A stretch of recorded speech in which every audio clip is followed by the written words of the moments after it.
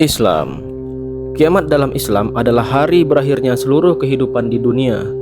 Hari kiamat merupakan salah satu rukun iman yang kelima, yaitu beriman kepada hari akhir. Pada hari itu, alam semesta hancur total dan semua makhluk akan mati. Dalam Al-Quran yang merupakan kitab suci umat Islam, kiamat digambarkan sebagai peristiwa yang sangat dahsyat, seperti langit terbelah, gunung hancur, lautan meluap, dan manusia berlarian kebingungan. Ya, yang pastinya seluruh alam semesta akan dihancurkan.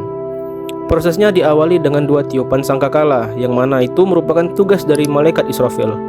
Pada tiupan sangkakala yang pertama, seluruh makhluk akan mati.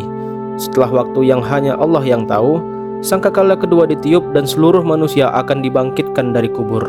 Mereka akan dikumpulkan di padang mahsyar, yaitu tempat pengadilan besar dimulai. Di sana seluruh umat manusia akan dihisap atau dihitung amal perbuatannya dan ditimbang atau mizan. Setiap manusia akan menerima catatan amal mereka masing-masing sesuai dengan perilaku dan perbuatan yang mereka lakukan selama hidup di dunia. Siapa yang amal baiknya lebih berat, maka ia akan masuk surga, yaitu tempat yang digambarkan sebagai tempat yang indah, penuh dengan kenikmatan, dan menjadi tujuan akhir bagi setiap muslim. Sedangkan untuk yang amal buruknya lebih berat, maka dia akan dimasukkan ke dalam neraka, yaitu tempat pembalasan bagi orang-orang yang tidak beriman dan tidak taat kepada perintah Allah. Neraka digambarkan sebagai tempat yang penuh dengan api yang menyala-nyala dan siksaan yang pedih. Setiap tingkatan neraka memiliki jenis siksaan yang berbeda-beda sesuai dengan jenis dosa yang mereka lakukan. Kristen. Dalam ajaran Kristen, kiamat dikenal dengan istilah hari Tuhan atau hari penghakiman. Kiamat adalah saat Yesus Kristus akan datang kembali ke dunia yang kedua kalinya untuk menghakimi umat manusia, membangkitkan orang mati, dan memisahkan yang benar dan yang jahat. Kitab Wahyu dalam Perjanjian Baru menggambarkan berbagai tanda-tanda akhir zaman seperti peperangan besar, bencana alam, kelaparan, kemunculan antikristus, dan kekacauan di seluruh dunia. Semua itu dianggap sebagai bagian dari masa kesengsaraan atau tribulasi sebelum kedatangan Yesus yang kedua. Yesus akan datang dalam kemuliaan disertai malaikat untuk melakukan penghakiman terakhir.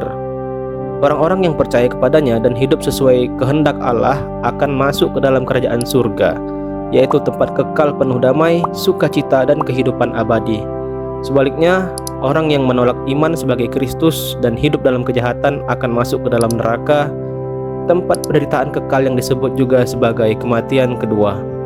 Dalam kepercayaan Kristen, tidak ada seorang pun yang tahu kapan kiamat terjadi.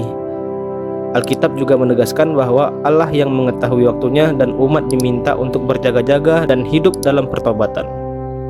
Hindu. Dalam ajaran Hindu, kiamat disebut pralaya, yaitu proses hancurnya alam semesta. Namun, berbeda dengan agama lain, kiamat dalam Hindu bukan akhir yang mutlak, melainkan bagian dari siklus alam yang terus berulang. Ada beberapa jenis pralaya. Yang paling besar disebut Mahapralaya, yaitu saat seluruh ciptaan kembali melebur ke Brahman atau Tuhan yang Maha Esa. Tidak ada konsep penghakiman, surga, atau neraka kekal. Semua makhluk akan menyatu kembali dengan Tuhan. Kehancuran ini terjadi setelah siklus panjang yang terdiri dari 4 zaman atau yuga.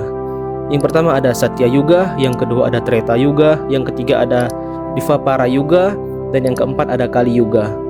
Saat ini manusia hidup di Kali Yuga, zaman terakhir yang penuh dengan kekacauan dan kemerosotan moral. Di akhir zaman ini akan terjadi kehancuran semesta. Namun, seseorang bisa mengalami pralaya secara pribadi lebih cepat melalui moksa, yaitu terbebas dari kelahiran kembali. Moksa bisa dicapai dengan karma baik, hidup dalam kebenaran, dan kesadaran spiritual. Setelah pralaya, alam semesta akan diciptakan ulang. Dengan demikian, kiamat dalam Hindu adalah fase transisi, bukan akhir mutlak. Buddha. Dalam ajaran Buddha, kiamat tidak dipahami sebagai hari penghakiman terakhir, melainkan sebagai bagian dari siklus kosmis yang terus berulang. Alam semesta mengalami proses kelahiran, kehancuran, dan akhirnya kembali yang disebut kalpa. Salah satu penjelasan mengenai kehancuran alam semesta dalam Buddha terdapat dalam ajaran tentang 7 matahari. Secara bertahap akan muncul 7 matahari di langit. Setiap matahari akan menyebabkan kondisi bumi semakin rusak, mulai dari kekeringan, mengeringnya sungai dan laut, hancurnya tanaman, hingga akhirnya bumi terbakar habis. Setelah kehancuran total, alam semesta akan memasuki masa kehampaan. lalu terbentuk kembali menjadi semesta baru. Proses ini tidak memiliki awal maupun akhir dan terus berulang. Ajaran Buddha juga menjelaskan bahwa Dharma akan mengalami kemerosotan. Di masa depan, ketika ajaran Buddha benar-benar hilang dari dunia, akan muncul Buddha Maitreya, yaitu Buddha masa depan yang akan mengajarkan kembali kebenaran. Dalam ajaran Buddha, tidak ada surga dan neraka kekal, tidak ada penghakiman terakhir. Setiap manusia terikat pada siklus samsara, dan tujuan hidup adalah mencapai nirvana, yaitu pembebasan dari penderitaan dan siklus kelahiran kembali. Yahudi. Dalam ajaran Yahudi, konsep kiamat dikenal dengan istilah akhirat atau Yom Hadim, atau biasa disebut dengan hari penghakiman, yang mencakup akhir zaman dan penghakiman ilahi. Yahudi percaya bahwa dunia ini akan mencapai titik akhir diawali dengan kedatangan Mesias, seorang raja keturunan Daud yang akan membawa perdamaian, keadilan, dan kembalinya bangsa Israel ke Tanah Suci. Setelah masa mesianik akan terjadi kebangkitan orang mati, terutama orang-orang benar. Tuhan akan menghakimi umat manusia. Orang benar akan diberi kehidupan kekal, sedangkan orang jahat akan dihukum. Meski konsep neraka dalam Yahudi tidak kekal bagi semua orang, tidak ada penjelasan rinci tentang kehancuran alam semesta secara total seperti Islam atau Hindu. Fokus utama ajaran Yahudi adalah perbaikan dunia atau tikum olam selama hidup, bukan spekulasi tentang akhir dunia. Beberapa aliran Yahudi seperti Ortodoks percaya kuat pada akhir zaman dan kebangkitan, sementara reformis dan liberal memaknainya lebih simbolis. Zoroastrianisme. Zoroastrianisme adalah salah satu agama tertua di dunia yang berasal dari Persia kuno. Dalam ajaran ini, konsep kiamat disebut Frashokereti, yaitu akhir zaman di mana dunia dibersihkan dari kejahatan dan diperbarui menjadi sempurna. Pada akhir zaman akan datang seorang penyelamat bernama Sosian yang merupakan utusan terakhir Ahura Mazda atau Tuhan dalam Zoroastrianisme. Sosian akan membangkitkan orang mati dan memimpin pertarungan terakhir antara kebaikan dan kejahatan. Semua jiwa akan dibangkitkan dan mengalami penghakiman akhir. Mereka akan melewati sungai logam cair. Bagi orang baik, logam ini terasa sejuk seperti susu.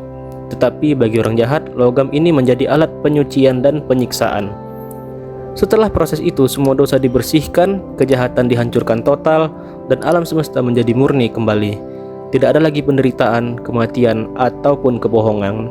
Semua manusia hidup abadi dalam kedamaian dan kesempurnaan bersama Ahura Mazda. Frashokereti bukan hanya akhir dari kejahatan, tapi juga awal dunia kekal yang suci. Dalam Zoroastrianisme, kiamat adalah penyatuan sempurna antara ciptaan dan sang pencipta. Jainisme. Jainisme adalah agama kuno yang berasal dari India. Dalam ajaran Jainisme tidak dikenal konsep kiamat sebagai kehancuran total atau penghakiman akhir seperti agama-agama samawi lainnya. Dunia dalam pandangan Jainisme bersifat abadi dan tidak diciptakan oleh Tuhan, melainkan berdasarkan hukum alam yang tetap.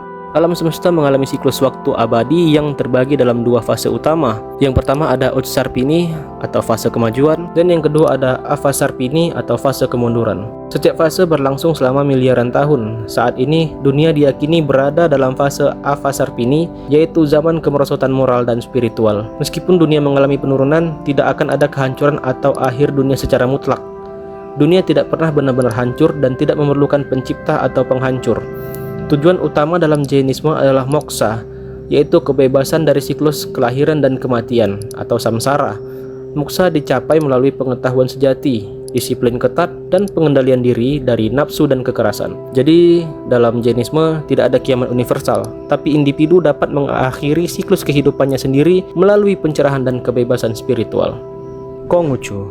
Dalam ajaran Konghucu, tidak ada konsep kiamat atau akhir dunia seperti dalam agama-agama lainnya. Konghucu lebih menekankan pada tatanan moral, etika hidup, dan hubungan manusia dengan sesama dan alam, bukan pada peristiwa akhir zaman atau penghakiman akhir. Ajaran Konghucu berfokus pada pencapaian keharmonisan dalam kehidupan, baik secara individu, keluarga, maupun masyarakat. Nilai-nilai seperti Ren atau kasih sayang, Li atau tata krama, dan Yi atau kebenaran menjadi pedoman utama. Tujuan hidup bukan untuk masuk surga atau terhindar dari neraka, melainkan untuk menjadi manusia bijak dan bermoral yang memberi manfaat bagi kehidupan.